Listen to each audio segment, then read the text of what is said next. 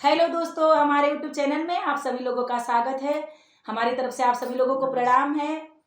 मैं हूं मंजू सिंह, ये है परमिला देवी, ये है शोभा देवी। हम लोग आप लोग के सामने एक शिव चर्चा का गीत गा रहे हैं। आप लोग को कैसा लगा कमेंट बॉक्स में बताइएगा। अच्छा लगेगा तो लाइक और सब्सक्राइब भी करिएगा। रिक्वेस्ट है आप लोगों से लाइक और सब्सक्राइब करने के लिए। बोलो शिव गुरु की जय। हर हर महादेव।